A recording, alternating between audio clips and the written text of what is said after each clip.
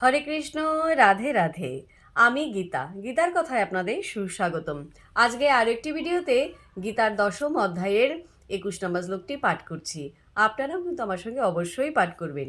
ওং নমো ভগবতে বাসুদেবায়, ওং নমো ভগবতে বাসুদেবায়, ওং নমো ভগবতে বাসুদেবায়।